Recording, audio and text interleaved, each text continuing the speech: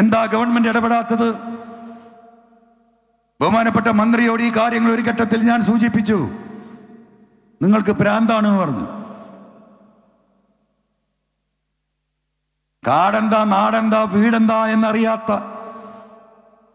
അവിടെ ഒന്ന് പോയി നോക്കാൻ ശാരീരികമായ ശേഷിയില്ലാത്ത ഘടകകക്ഷി എന്നതിന്റെ പേരിൽ ഓരോ മന്ത്രിമാരെ ഈ നാട്ടിലെ ജനം തലയിലേറ്റേണ്ട ഗതികേടിൽ കേരളം നിൽക്കുന്നു. അതിന്റെ ദുരന്തം മുഴുവൻ ഈ പറയുന്ന ജനം അനുഭവിക്കുന്നു. വിശ്വസിക്കാൻ കഴിയുന്നുണ്ടോ നിങ്ങൾക്ക്? സ്വാഭാവികമായി പുലികൾ ഇറങ്ങി വരുന്നു, കരടികൾ ഇറങ്ങി വരുന്നു. എന്തേ? കഴിക്കാനൊന്നുമില്ല. ഈ പുലിയുടെയും ഈ പറയുന്ന വന്യമൃഗങ്ങളുടെയും ഭക്ഷണം മാംസമാണ്.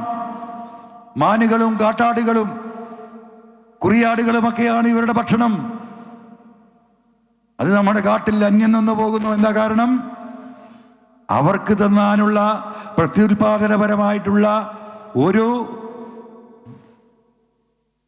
മരങ്ങളും ചെടികളും നട്ടുപിടിപ്പിക്കുന്നില്ല. കാട് വരളുന്നു.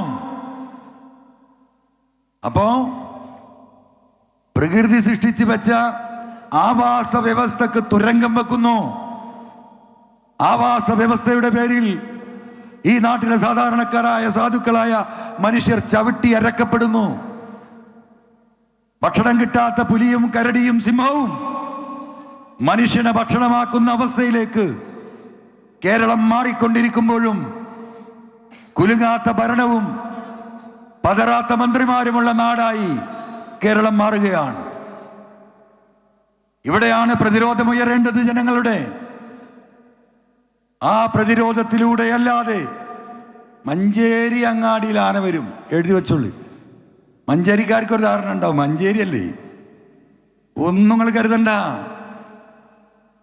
കോഴിക്കോട്ട് അങ്ങാടിയിലും മഞ്ചേരി അങ്ങാടിയിലും ആനയും പുലിയും ഇറങ്ങുന്ന കാലം അതിവിദൂരമാണെന്ന് ആരും തെറ്റിദ്ധരിക്കണ്ട. ഇത് നിയന്ത്രിക്കണ്ടേ? ഇതിനൊരു അറുതി വേണ്ടേ? ആ സമരം ഡെമോക്രാറ്റിക് മൂവ്മെന്റ് ഓഫ് കേരള, ഈ സോഷ്യൽ പ്രസ്ഥാനം ഏറ്റെടുക്കാൻ പോവുകയാണ്. മലയോര മേഖലയിലെ മുഴുവൻ ജനങ്ങളെയും സംഘടിപ്പിച്ചുകൊണ്ട് കക്ഷി രാഷ്ട്രീയത്തിനെതിരമായി ഈ പൊളിറ്റിക്കൽ നെക്സസ് ഉണ്ടാക്കുന്ന ഈ കൊടും ഭീകരതക്കെതിരെ സാധാരണ ജനങ്ങളെ നമ്മൾ ഒരുമിപ്പിക്കും.